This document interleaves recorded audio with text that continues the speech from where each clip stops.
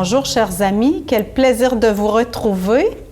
J'ai invité pour vous cette semaine un ami, un homme que je connais depuis quelque temps déjà, Augustin Simard. Bienvenue, Augustin. Merci. Content d'être là. L'intérêt que je voulais... pourquoi je voulais te faire connaître aux gens qui nous écoutent, c'est surtout parce que depuis quelque temps, par l'intermédiaire de ton Facebook personnel, tu nous ouvres ton univers visuel, ton univers artistique. Comment, moi je t'ai vu, je t'ai connu plus jeune pendant que tu faisais des études. Qui es-tu? Je veux te présenter, puis je veux qu'on parle aussi après de ton art, de ce qu'il représente pour toi, puis de ce qu'il est dans ta vie. Ouais. Tu es un étudiant, tu as d'abord étudié. Ouais. Ben oui, très content d'être là.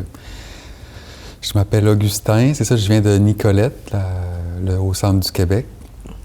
J'ai grandi là, puis j'ai fait des études en musique, en philosophie. Puis c'est plus tard, dans le fond, que tout au long de ma vie, j'ai toujours dessiné.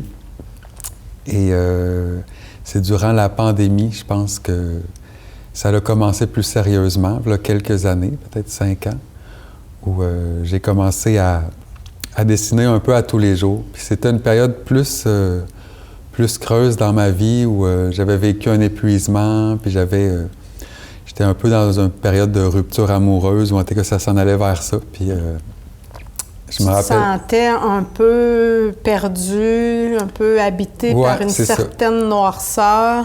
Oui, puis avec le confinement je me rappelle avoir renoué avec le dessin à ce moment-là.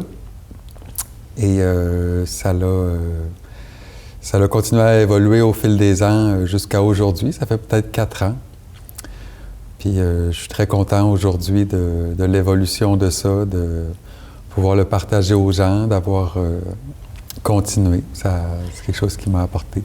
Qu'est-ce que c'est venu faire, le fait de dessiner dans cette noirceur? Qu'est-ce que ça te donnait au départ? Là?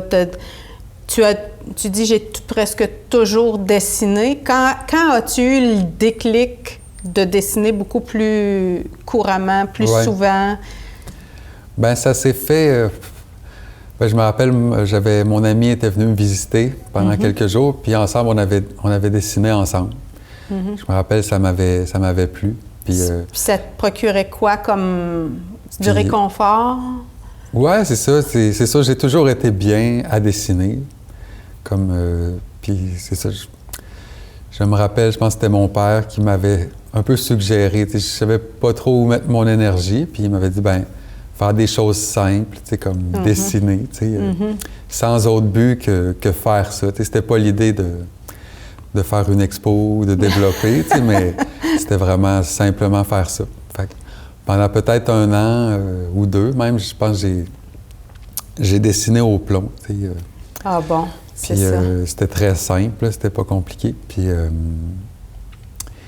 je me suis mis à dessiner à l'extérieur. Ça, c'était vraiment quelque chose que j'ai apprécié avec l'arrivée du printemps, de sortir dehors. J'avais mes feuilles avec une tablette, puis je faisais des dessins de Nicolet comme ça. Là. Tu t'en allais à toutes sortes d'endroits, Oui, j'avais commencé à faire ça.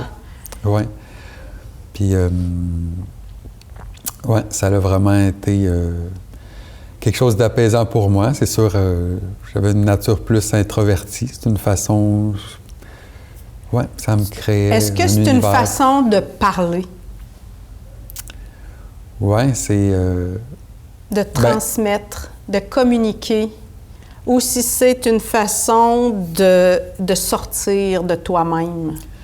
Bien, c'est ça, c'est une façon de parler dans le sens, comme tu dis, c'est une façon d'extraire des choses, les états d'âme qu'on vit, on peut vraiment les exprimer. Fait que c'est un peu comme parler, oui, c'est sûr.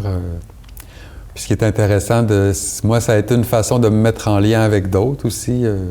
Je me suis mis simplement à mettre mes dessins sur Facebook. Oui.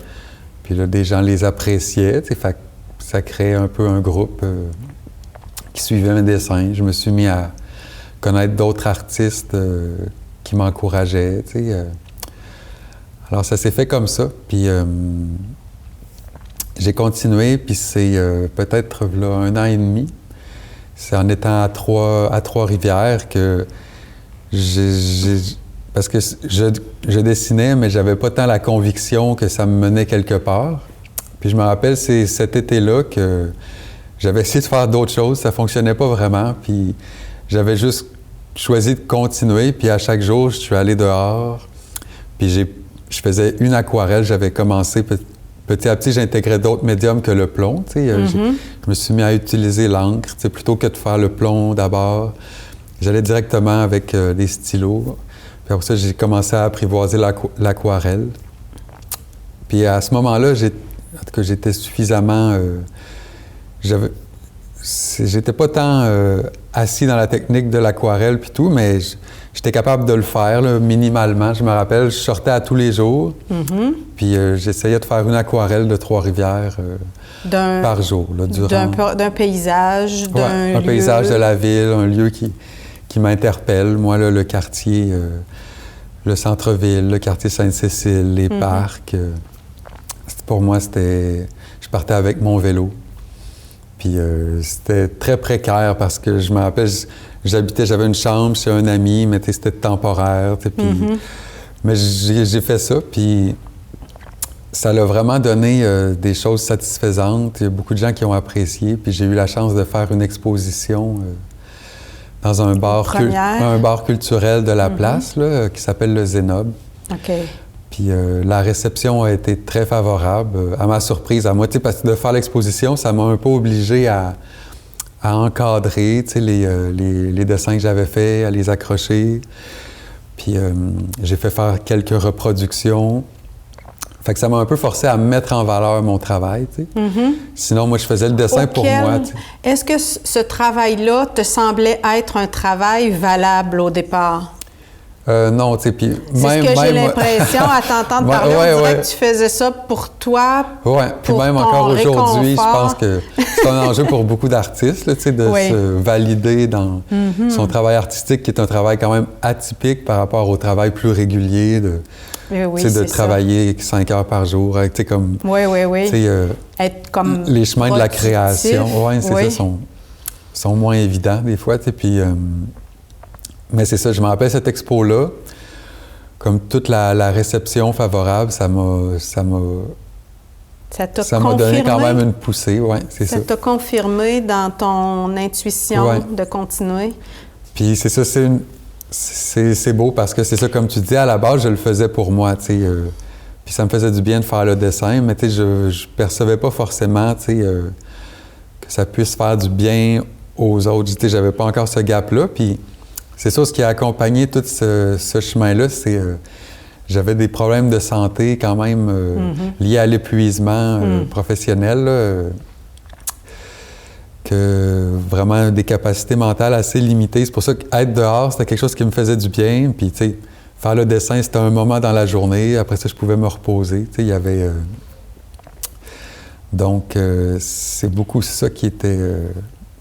Ton épuisement a été comme le déclic, je dirais, de cette forme d'art-thérapie. Pour toi, l'art est devenu comme une thérapie, mais tu as accompagné aussi ta démarche artistique d'un suivi. Tu as fait appel à des gens pour te supporter, pour t'écouter. Qui ont été, quelles sont les personnes qui ont été, ou les organismes qui ont été importants aussi en parallèle à ton art pour t'apporter du réconfort dans cette période difficile? Bien, c'est sûr. Je pense que moi, les études, ça m'a... je pense peut-être j'ai une tendance introvertie, ça m'a beaucoup isolé, tu sais, dans le... Puis cet épuisement-là, suite aux études, ça m'a forcé, ça s'est pas fait en un jour, mais à casser avec des habitudes que j'avais développées, tu sais. Puis ça m'a fait beaucoup me rendre compte de l'importance des liens, de la communauté, du soutien, tu sais, d'aller chercher... c'est sûr que c'est ça, ma famille, un réseau d'amis, ça m'a beaucoup aidé. Puis, il y a eu un organisme aussi ouais, qui t'a... ben, il y a le Carrefour Jeunesse Emploi qui m'a aidé, que je pouvais voir un intervenant, puis il y a eu un organisme, Accord Mauricie, dans la période où j'étais comme en rupture amoureuse, qui a été vraiment difficile pour moi, que j'ai pu voir une thérapeute là, de façon régulière, à prix modique, sinon je n'aurais pas pu me permettre ça. Puis elle m'a vraiment soutenu dans m'apporter de la validation dans ma démarche, parce qu'on aurait dit que la rupture amoureuse avait beaucoup miné mon estime de moi, si on veut, puis l'épuisement aussi, tu sais. Fait qu'on dirait que c'était des choses qui s'accumulaient. Fait que dans ma tête, là, c'était assez sombre, tu sais, puis de pouvoir tout travailler ça... En parallèle? Oui. Il me semble que ça paraît un peu... Moi, je vois tes toiles sur Facebook depuis longtemps, depuis, je pense, 4-5 ans. Les débuts. Peut-être pas 4-5 ans, mais quand même, j'ai attrapé ça rapidement. Et puis, il me semble que ça change petit à petit. Est-ce que tu as l'impression de muer, de changer, de te transformer ou de transformer tes toiles? Oui, ben oui, c'est sûr.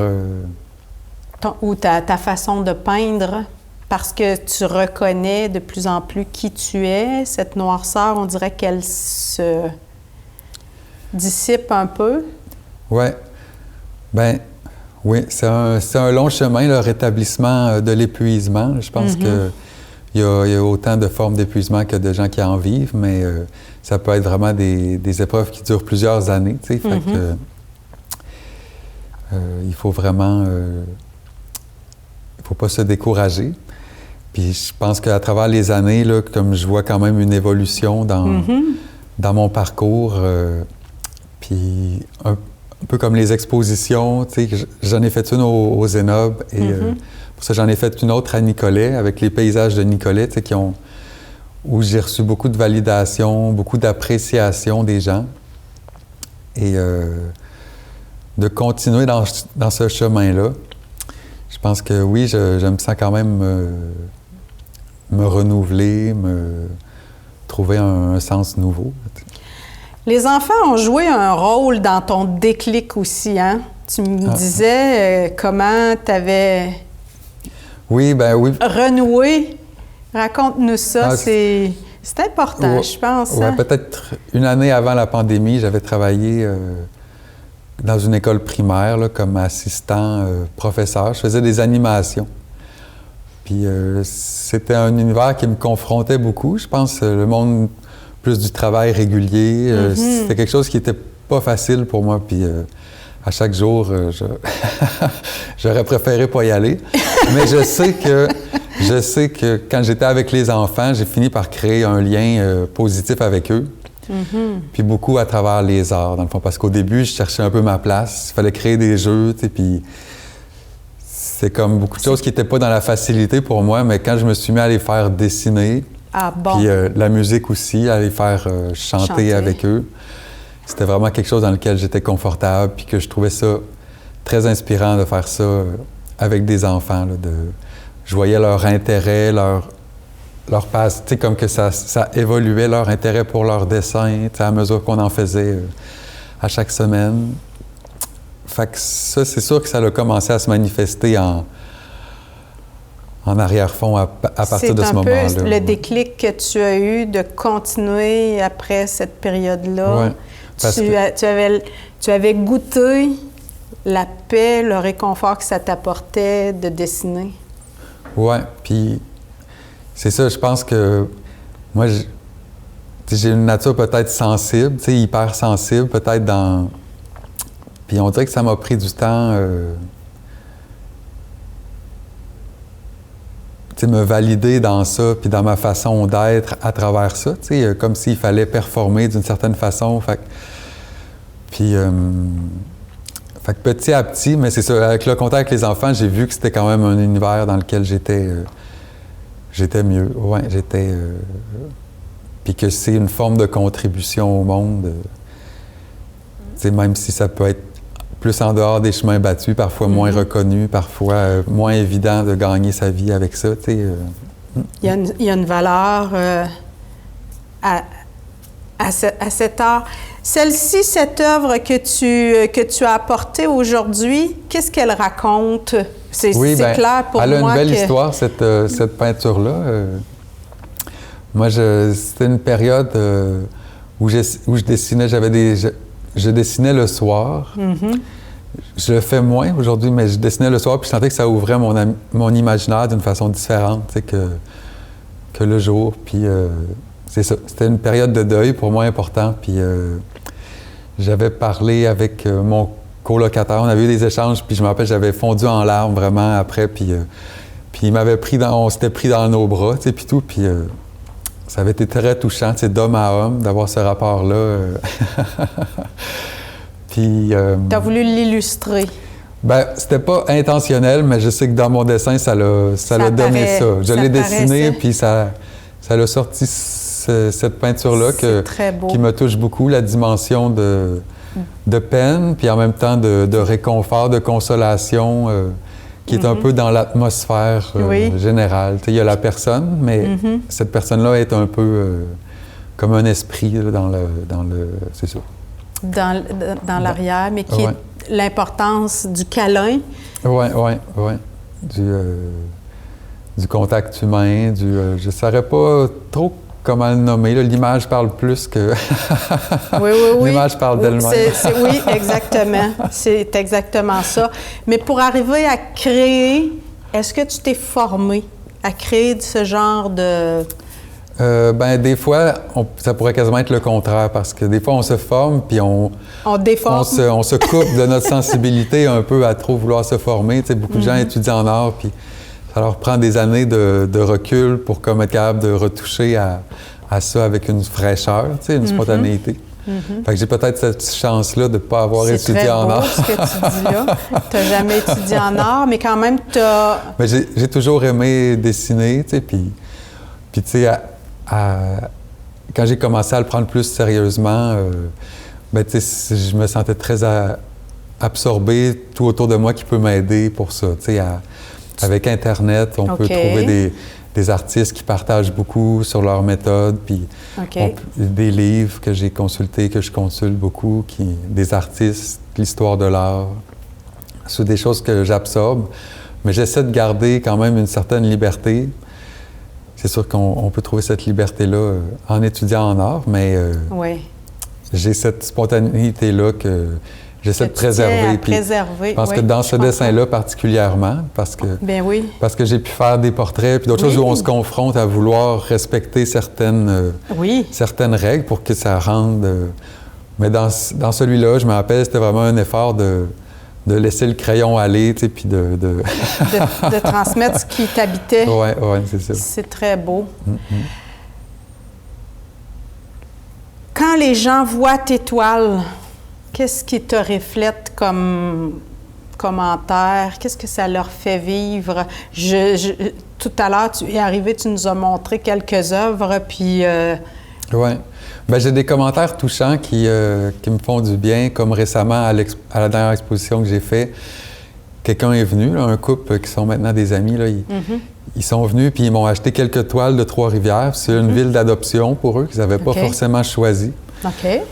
Puis il m'a dit, très sincèrement, là, le monsieur, que j'avais rendu sa ville poétique à ses yeux. Alors qu'il y avait plus de difficultés. Que c'est beau. Il y avait quelque chose de morose ou de très urbain. Oui.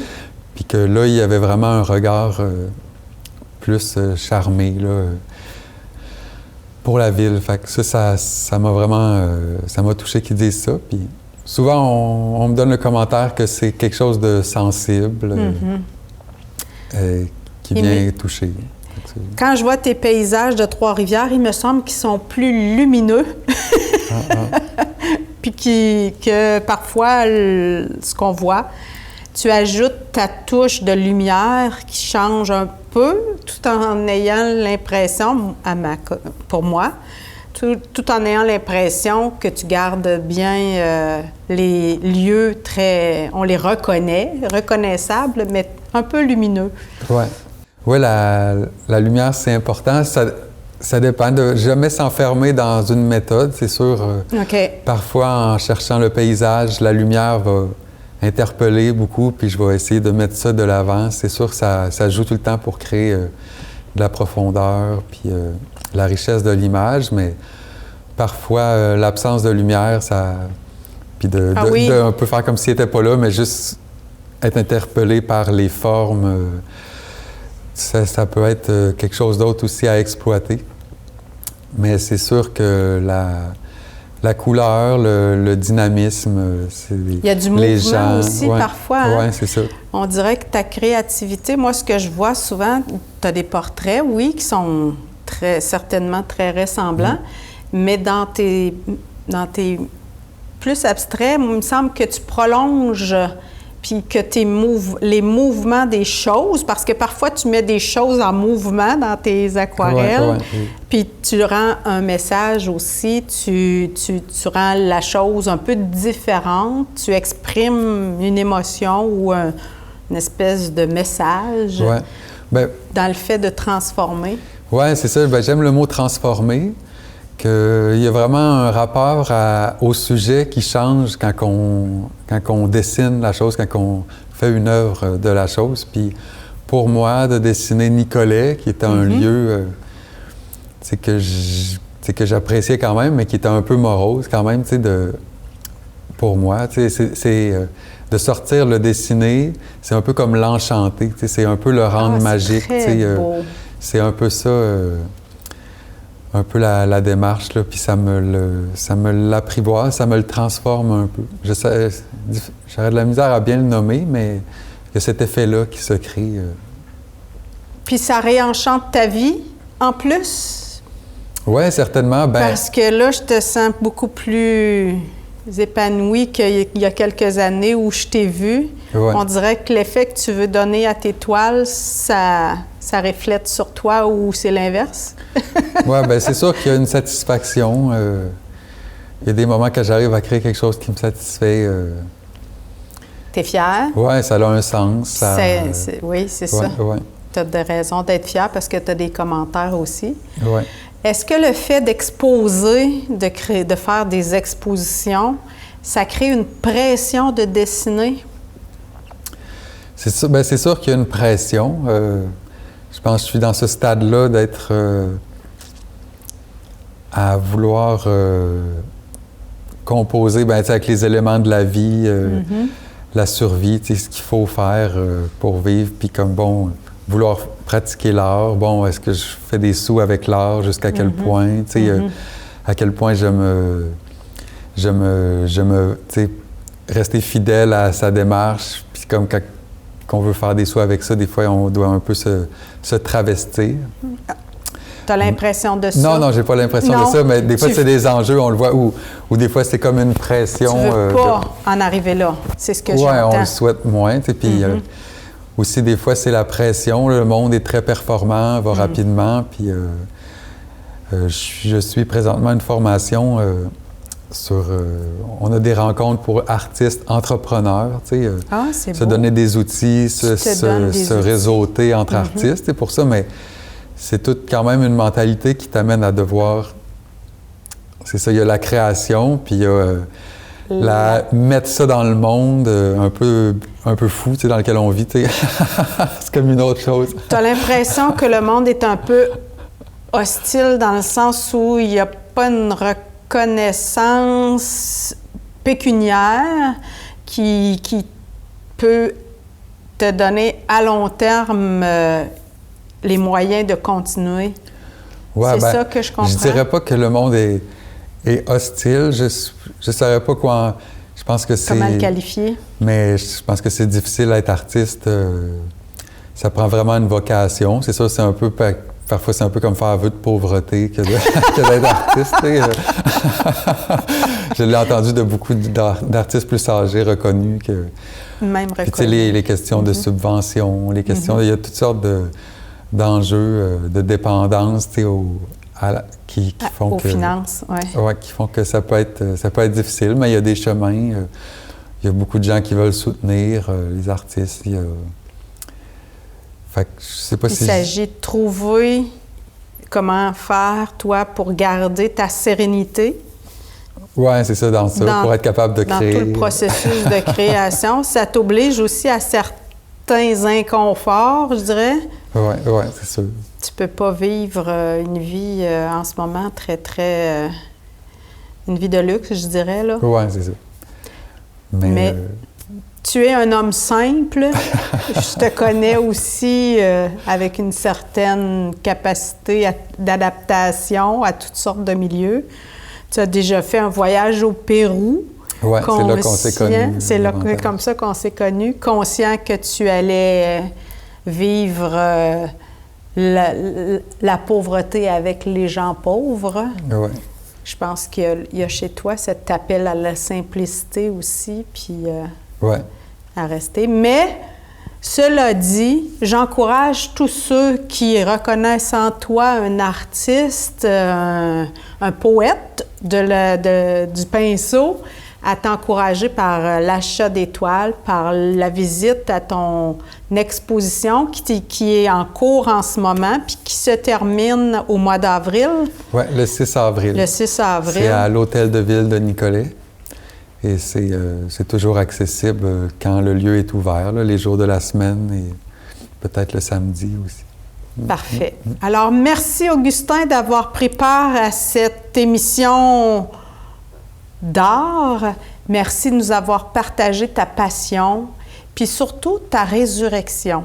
J'espère que c'est... ou ta rédemption, appelle ça comme tu veux. On se dit pour nous à la semaine prochaine. C'est un rendez-vous. Merci à tous d'avoir été là. Merci. Au revoir.